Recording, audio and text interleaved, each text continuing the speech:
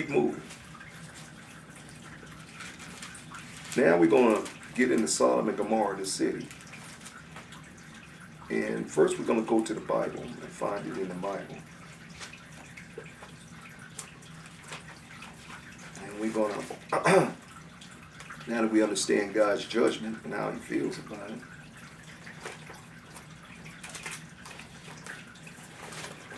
we're going to turn to Genesis. I didn't mark it, so I'm going to have to find it real quick.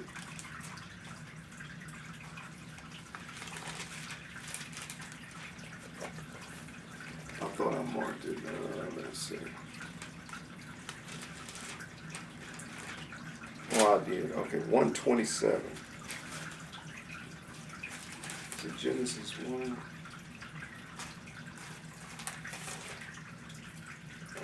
Just give me a second here. I'm going to locate it.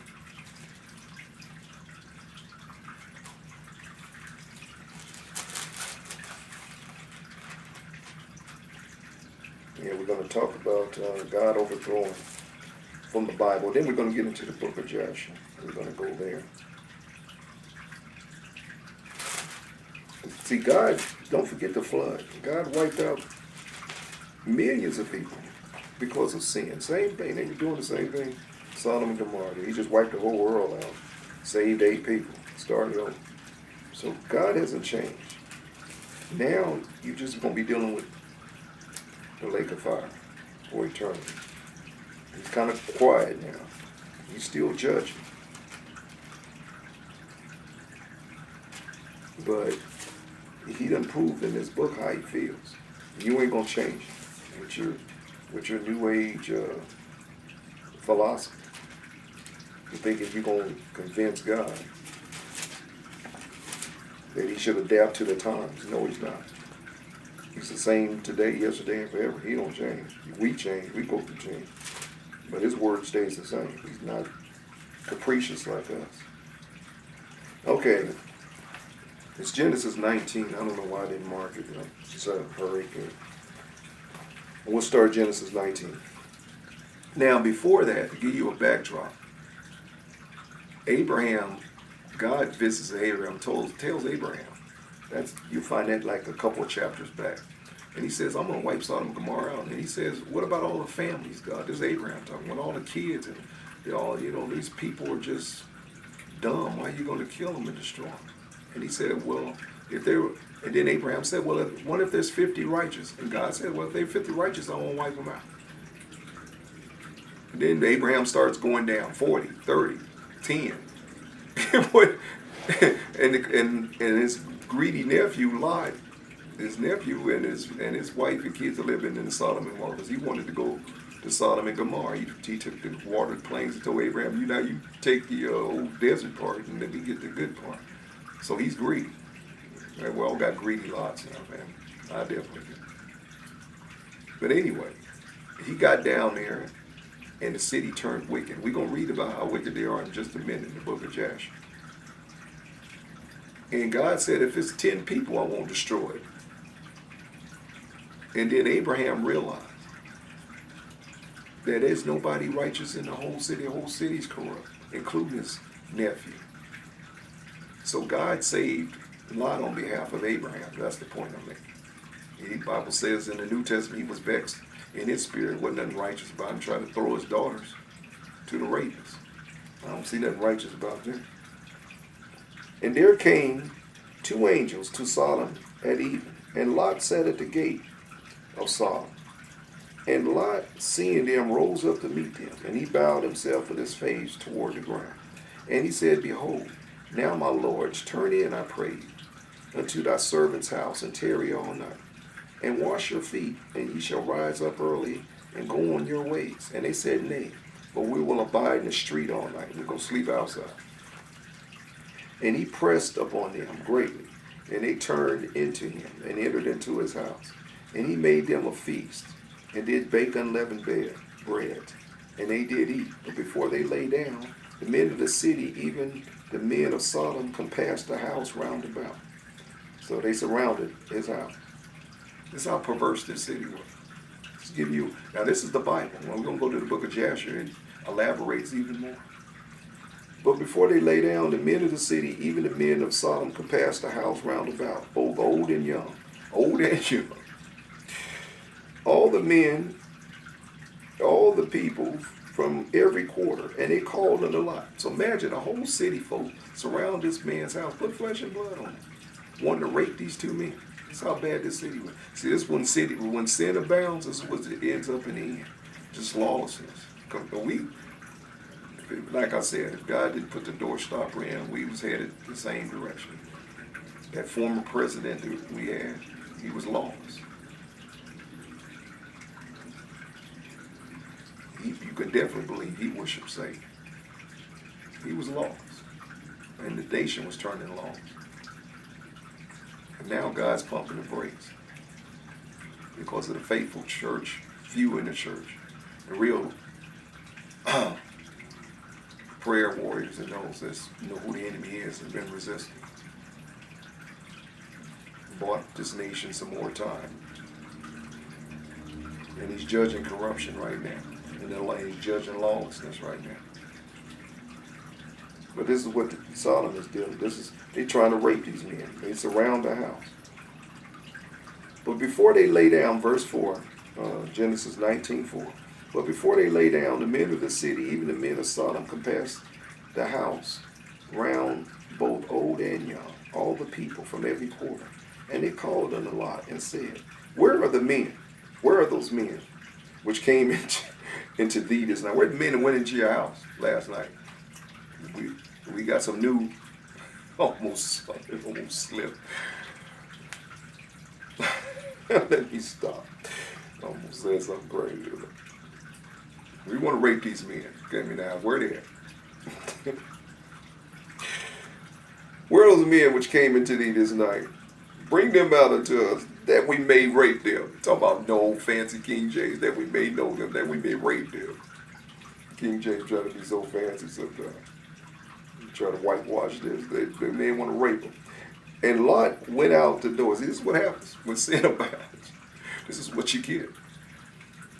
They force their will on you. That's what happens with perverts and sodomites. They're going to force their will on you. They're going to force you to be like them if you don't want to be. You want to be a heterosexual, they're going to force you to do a homosexual act.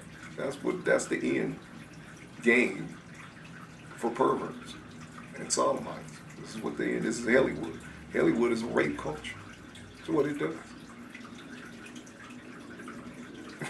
Hollywood is a rape culture. They're going to force their will on you. You might be straight, but do you get there, they're going to force gay on you. Whether you want to be gay or not.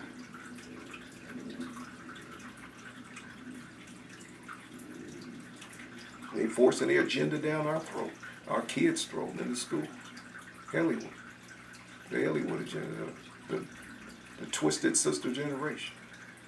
Baphomet. Twisted sister, Baphomet generation.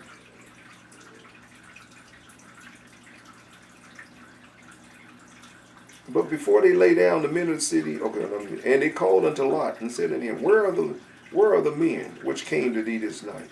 Bring them out to us that we may rape them. And Lot went out the door. So he went out the door and closed it behind him. And said unto them, and shut the door after him. And said, I pray you, please, brethren, do not so wickedly. Please, brethren. Who that sound like? Please, brethren, do not so wickedly. Sound like one of these weak-kneed television channels. Please, brother, let me pray for you. Please, brother. God said love. He loves you. He really loves you. Don't do so wickedly, brothers, my brethren. Behold now, I have 2 daughters. Now this part, I done read 1,000,000 times, and 1,000,000 times I never got this part right here. I still don't. Behold, I have 2 daughters. Why would you throw your daughters to the wolves? Which have not known me. And I got 2 virgin daughters. Screw them and leave these men alone. Go out and rape them all night. Go out and pull a train on them, but leave these 2 men alone. I don't understand this. I have daughters. There is no way when I say something this great. Behold now, I have 2 daughters. which have not known me. Let me, I pray you, bring them out unto you. And do ye to them as good as in your eyes. Do whatever you want with them. Have a ball. Rape them. They're virgins. This part I never got. I still don't. Only unto these men do nothing, for there came under the shadow of my roof. They're my guests. They're my house guests. Leave them alone. They'll rape my daughter all night. And they said, stand back. They boss up on him. And they said again, this one fellow came to sojourn, and he will needs be a judge. Who made you judge and jury over us, decide who we rape or not? He said, you a stranger coming here trying to dictate something to us. That's what they tell him in plain English. You lucky we ain't raped you yet.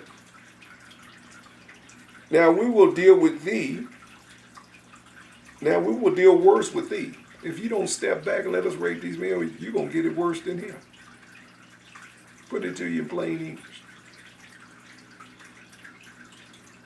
And they pressed sore upon the man, even Lot. Now they got to bust the door down. They got him. They pushing in on him, trying to get to the men. See how lust unbounded looks like? Where you become a savage with lust, slave to your passion. Do anything to feel, do anything to feed that need. It's an addiction.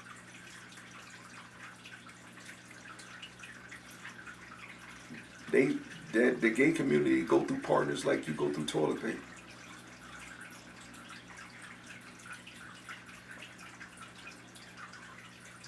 They have a rapacious appetite that's never satisfied. They swap partners like you swap toilet paper.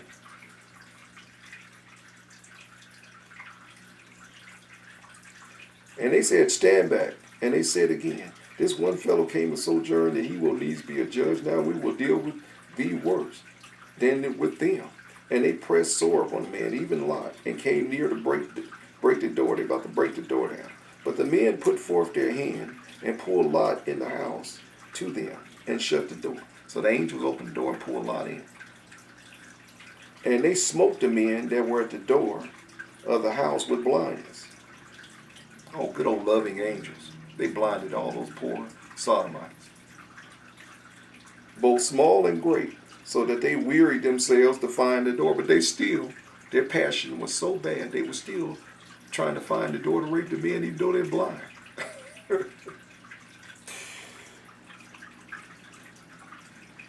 And the men said unto Lot, the angels, they were angels, hast thou here any besides son-in-law and our sons and their daughters?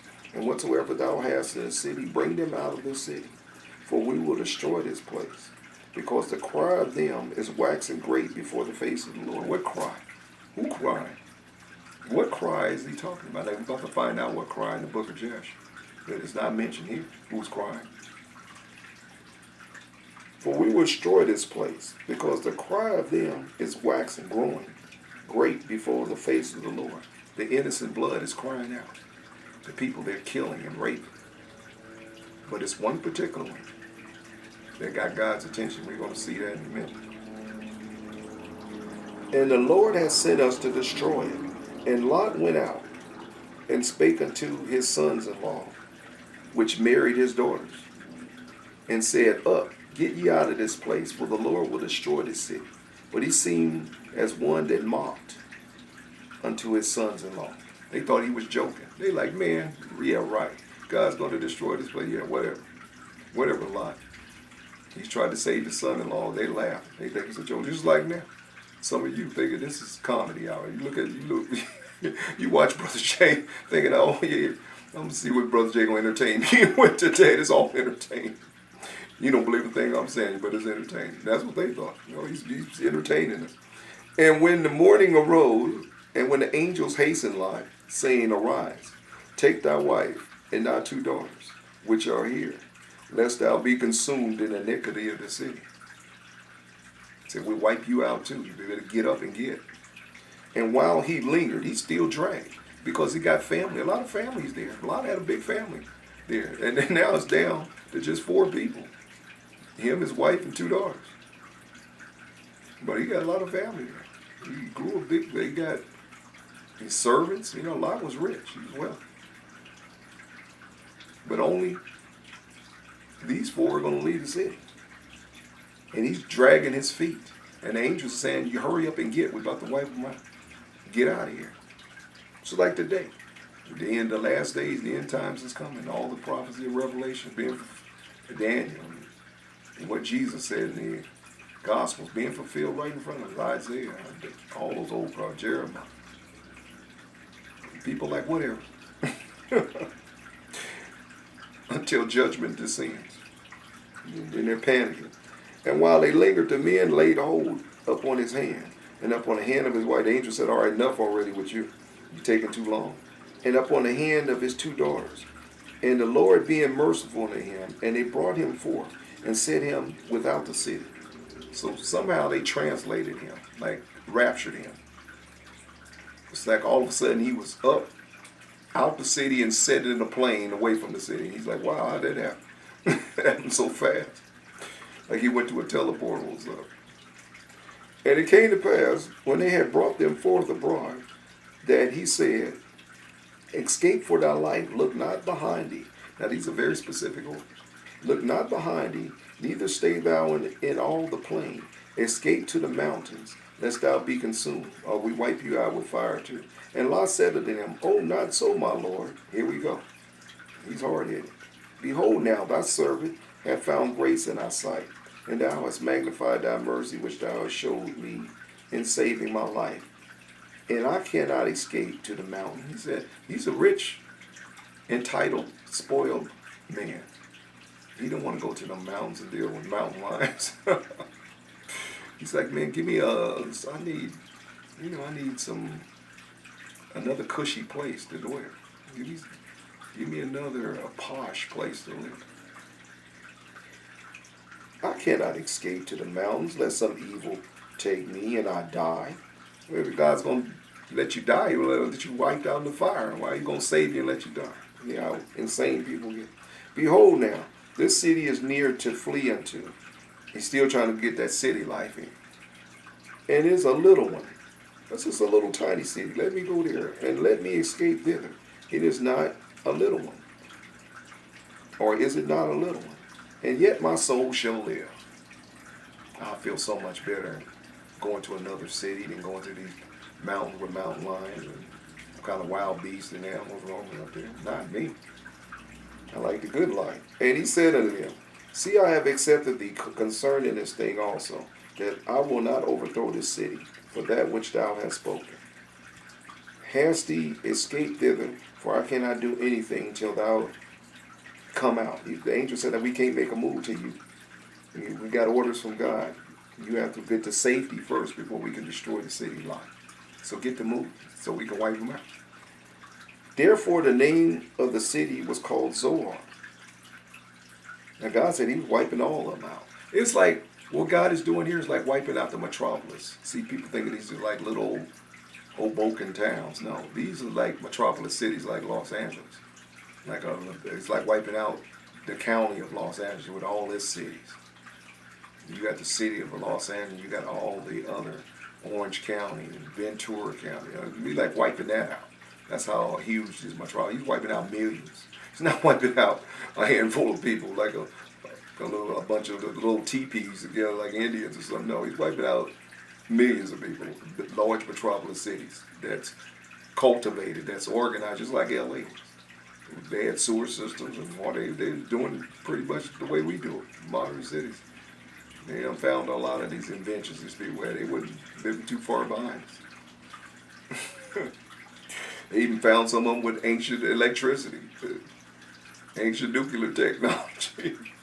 And the Bible says nothing new under the sun for a reason. We do act like we discovered something. The ancients had it already. Hast thee escaped, therefore I cannot do anything until you get. Therefore the name of the city was called Zoar. The sun was risen up upon the earth when Lot entered into Zoar. Then the Lord rained upon Sodom and Gomorrah brimstone and fire from the Lord out of heaven. And He overthrew those cities and all the plain and all the inhabitants of the cities. And they that grew up, and all that grew up on the ground, wiped out all the agriculture. They was rich in agriculture, fertile. Just like I say, California is a great example, an agricultural state. They was rich like that too. And overthrew those cities, and all the plain, and all the inhabitants of the city, and that which grew up on the ground. But his wife looked back from behind him. Remember, the angel warned him, don't look back. And that's a lesson to us. Jesus said in the New Testament, he that put his hand to the plow and looks back ain't fit for the kingdom of heaven. We're to bear our cross and look ahead. Whatever we lose, we lose. They losing family, they losing loved ones back there, but not to look back. Keep looking forward. I lost a lot of people. Keep moving forward. Save your soul. Look what happened to her. But his wife looked back from behind him, and she became a pillar of salt, as a testimony for generations. Salt is preserved. And Abraham got up early in the morning to the place where he stood before the Lord.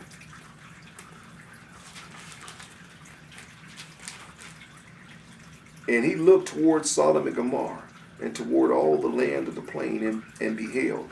And lo, the smoke of the country went up as the smoke of a furnace. God turned it into hell, just like I said. It looked like a furnace going up with tons of smoke. God rained, get the video. God rained fire from heaven, where I get into detail about what God actually rained down on. That's another video. Now, I just wanted to give you the biblical version. And now we can go to the book of Jasher and get the book of Jasher version. Now, this was originally in the Bible. It's mentioned throughout the Bible. The book of Jasher was taken out, like I told you, by King James period. A lot of them had problems with some of these books, and I think they were just too informative. But this is part of the puzzle of the Bible. And this book of Jasher means book of the straight. That's what it means. It's not a name of a person. It just means the straight book. And he fills in a lot of details that Genesis just, or some of the other books just plow over. Now, and Peleg, let me see, where was I at? Oh, 23. Now we're going to see how Sodom came into existence. So 23:19, if you have the book of Jasher. And the children of Ham were Cush, Mizraim, Phut, and Canaan, according to their generation and cities. All these went to build themselves cities, and they found fit places for them. And they called their cities after the name of their fathers, Cush, Mizraim, Phut, and Canaan. And the children of Mizraim are Ludum, Anam, and Lahinam. Okay, I'll get all past all that. Let me skip down to 24. And the children of Canaan also built themselves cities, and they called their cities and names 11 cities, and others without names. And 4 men from the family of Ham went to the land of the plain. These are the names of the 4 men. Now you know how the city got its name. Sodom, Gomorrah, Admah, and Zebulun. That's how Sodom got its name, from Ham's descendants. And these built for themselves 4 cities in the land of the plain. It's actually 5 later. And they called the names of their cities after their own names. And they and their children and all that belonged to them dwelt in those cities. And they were fruitful and multiplied and greatly dealt peacefully. So the sons of Ham named them after their city. That's where he got Sodom and Gomorrah and all the other sister cities from this family. Okay, so now we can go to 28. Excuse me. So if you got the book of Jasher, turn to page 48, 23. And when the kings of Elam had made war with the kings of Sodom, the kings of Elam captured all the property of Sodom, and they took Lot captive with his property. And when it was told Abraham, he went and made war with the kings of Elam, and he recovered from the hands of all the property of Lot. They took his nephew. Now Abraham was a warrior. He knew how to use a sword very well too. So he went. The kings took his family, nephews and him, Lot and his family, and Abraham went and rescued them.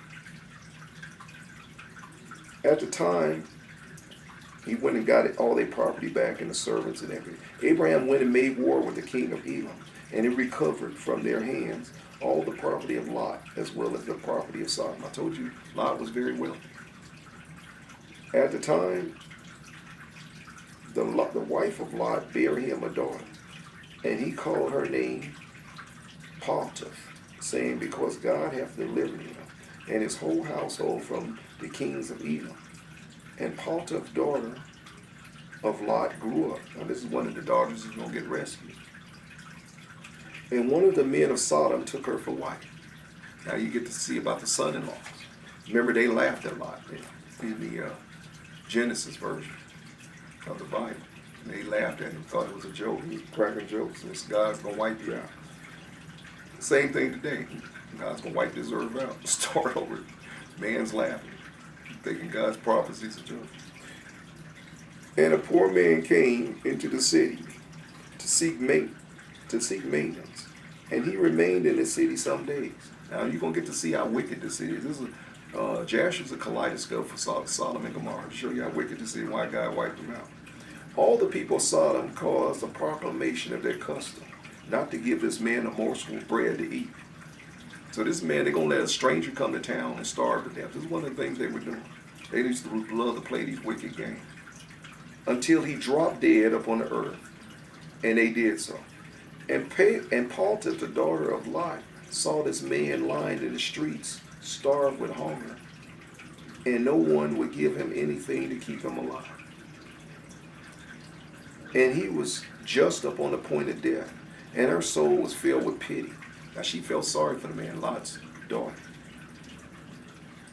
And she fed him secretly with bread for many days.